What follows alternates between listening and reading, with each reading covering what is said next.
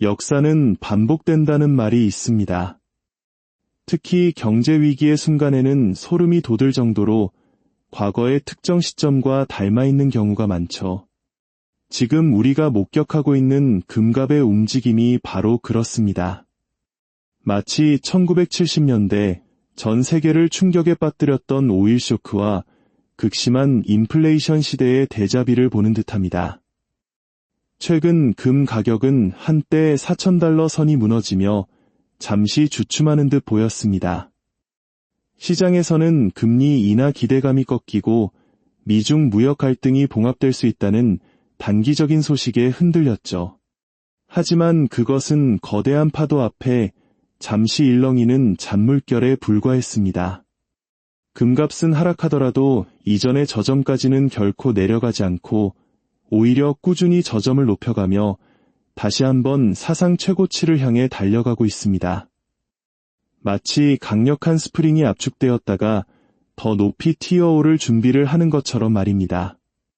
지금 이 시점, 우리는 기회의 문 앞에 서 있는 걸까요? 아니면 또 다른 위기의 전조를 목격하고 있는 걸까요? 이 질문에 대한 답을 찾기 위해 우리는 역사의 페이지를 넘겨보아야만 합니다. 지금 이 순간에도 거대한 자본의 흐름이 바뀌고 있습니다. 그 중심에는 바로 각국의 중앙은행들이 있습니다. 특히 과거 세계 최대의 미국 국채 보유국이었던 중국의 움직임은 심상치 않습니다. 중국은 2013년 1조 3천억 달러에 달했던 미국 국채를 절반 수준인 7천억 달러대까지 팔아치우고 그 돈으로 미친 듯이 금을 사들이고 있습니다. 이것은 단순히 중국만의 이야기가 아닙니다.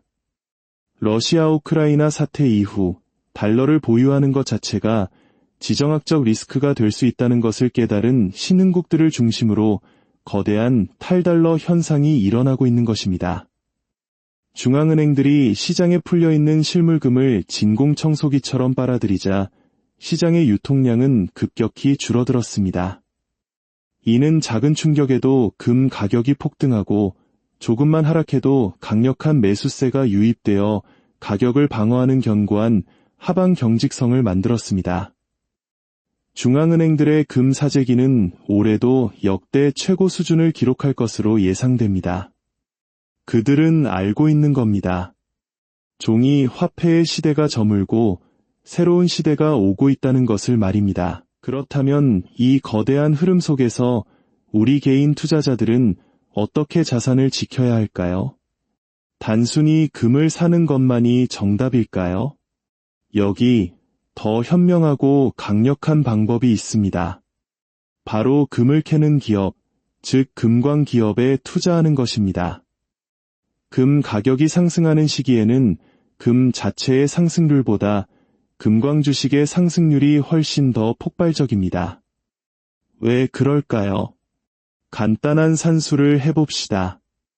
금 1온스를 캐는 데 드는 모든 비용이 고정되어 있다고 가정해 보겠습니다. 금 가격이 $100 오르면 금 자체의 수익률은 몇 %에 불과합니다.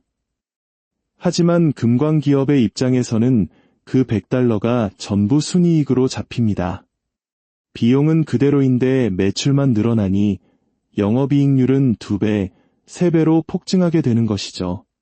이는 마치 지렛대처럼 작은 금값 상승을 거대한 기업 이익 상승으로 증폭시키는 효과를 낳습니다. 실제로 금 관련 ETF인 골드와 금광 기업 ETF인 GDX의 수익률을 비교해보면 금 상승기에는 GDX가 압도적인 성과를 보여주었습니다. 한동안 ESG 규제와 경기 침체 우려로 역대급 저평가를 받았던 금광 주식들이 이제 막고개를 들기 시작했습니다.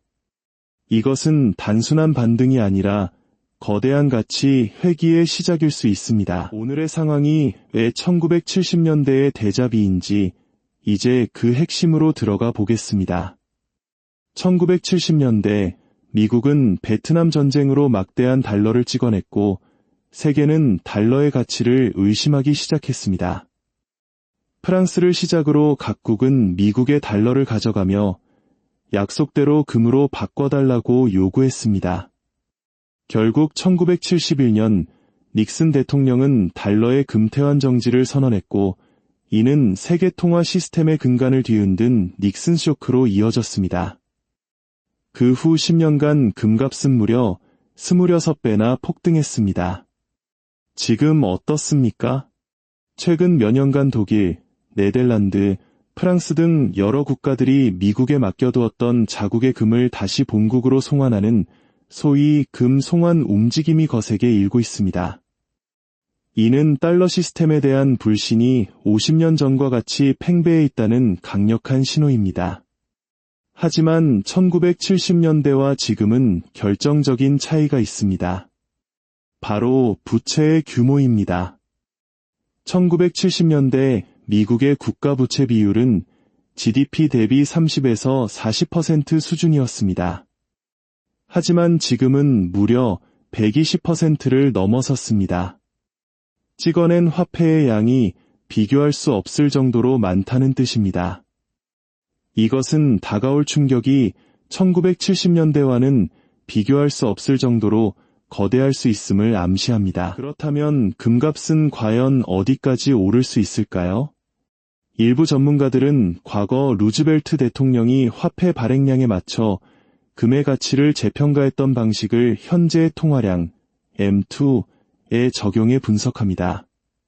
그 결과 금의 정상적인 가치는 최소 18,000달러에서 20,000달러에 달해야 한다는 결론이 나옵니다. 지금보다도 최소 4배에서 5배는 더 올라야 한다는 계산이죠. 이는 단순히 희망 섞인 예측이 아닙니다.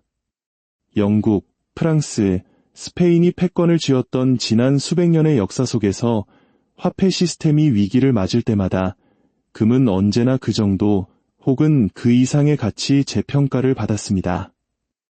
하지만 저는 개인적으로 이번 상승은 1970년대의 26배 상승을 뛰어넘을 것이라고 생각합니다. 왜냐하면 실질금리 때문입니다. 실질금리란 명목금리에서 물가 상승률을 뺀 것인데 이 수치가 마이너스라는 것은 은행에 돈을 넣어두어도 물가 상승 속도를 따라가지 못해 내 돈의 가치가 실시간으로 녹아내리고 있다는 의미입니다. 1970년대 금값이 26배 오를 때 실질금리는 마이너스 5.5%까지 떨어졌습니다. 2000년대 금값이 7배 오를 때는 마이너스 2.7%였습니다. 그런데 지금은 아직 본격적인 위기가 시작되지도 않았는데 실질금리는 이미 마이너스 7%를 넘어선 적이 있습니다.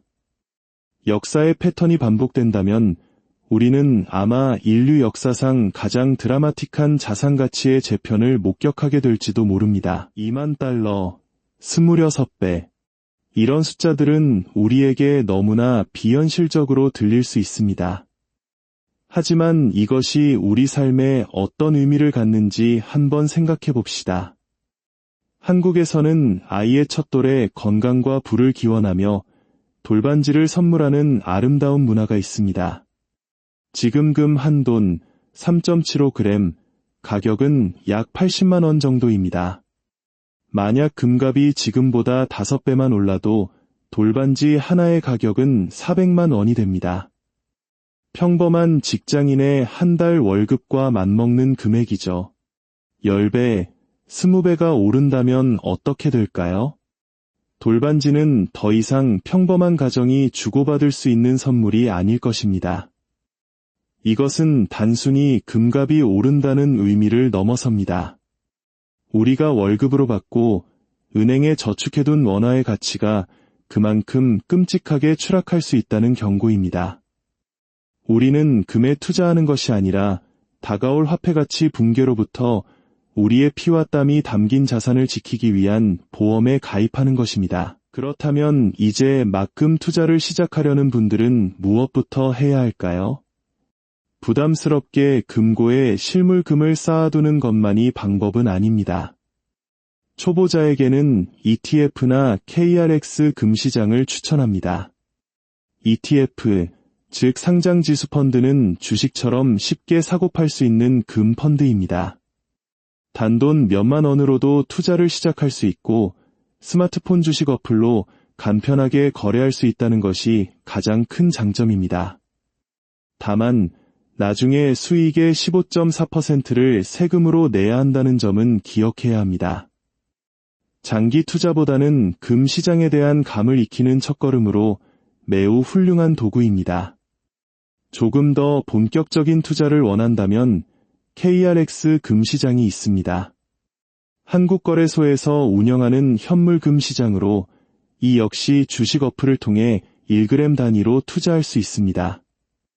ETF보다 수수료가 저렴하고 무엇보다 매매 차익에 대해 세금이 전혀 없다는 막강한 장점을 가지고 있습니다. 처음에는 ETF로 소액 투자를 시작하며 금에 대해 공부하고 확신이 생겼을 때 KRX 금시장이나 실물금으로 옮겨가는 전략이 가장 현명한 방법이 될 것입니다. 투자의 세계에서 언제 사느냐만큼 중요한 것은 언제 파느냐입니다. 영원히 오르는 자산은 없기 때문입니다. 금 역시 마찬가지입니다. 저는 금 투자의 거대한 사이클이 끝났음을 알리는 3가지 매도 신호를 주시하고 있습니다. 첫째, 실질금리가 역사적 최저점을 찍고 반등을 시작할 때입니다. 과거 데이터를 보면 실질금리는 마이너스 영역에서 3번의 저점을 형성하며 바닥을 다지는 패턴을 보였습니다. 2번째 저점을 찍고 반등했다가 다시 하락하며 그 저점을 깨고 내려가는 순간이 온다면 그것이 바로 고점이 머지않았다는 강력한 신호입니다. 둘째, 전 세계 금 생산량이 바닥을 찍고 다시 증가하기 시작할 때입니다. 금값이 오르면 채산성이 맞는 광산이 늘어나 생산량이 증가하게 됩니다. 생산량이 저점을 찍고 2년 정도 지난 시점에 금값의 고점이 형성되는 경향이 있었습니다. 셋째, 가격 모멘텀의 둔화입니다. 금은 추세가 매우 길기 때문에 1년 6개월 전 가격보다 현재 가격이 낮아지는 역전 현상이 발생한다면 이는 장기 상승 추세가 꺾이고 하락 추세로 전환되었음을 의미합니다. 이 3가지 신호를 종합적으로 판단하여 우리는 탐욕에 휩쓸리지 않고 냉정하게 수익을 실현하고 다음 시대를 준비해야 합니다. 오늘 우리가 나눈 이야기는 단순히 금값이 몇 배 오를 것이라는 투기적 전망이 아닙니다. 지난 100년간 인류가 쌓아올린 화폐 시스템이 근본부터 흔들리고 있으며 부의 대이동이 시작될 수 있다는 역사의 경고입니다. 경제가 불안하고 화폐에 대한 신뢰가 무너질 때 금은 언제나 가장 찬란하게 빛났습니다. 그 빛은 짧고 강렬했습니다. 100년의 역사 중 대부분은 조용히 가치를 보존하다가 시스템의 균열이 생기는 10년 남짓한 기간 동안 폭발적으로 그 가치를 증명해왔습니다. 우리는 지금 바로 그 폭발 직전의 시대에 살고 있는지도 모릅니다. 다가올 미래에 대한 막연한 불안감에 휩싸이기보다 역사를 통해 배우고 현명하게 대비하는 지혜가 필요한 때입니다. 이 영상이 여러분의 소중한 자산을 지키고 더 나아가 격동의 시대를 헤쳐나갈 작은 등불이 되기를 바랍니다. 주변의 소중한 사람들과 이 지혜를 나눈다면 그 또한 미래를 함께 준비하는 가장 가치 있는 일이 될 것입니다.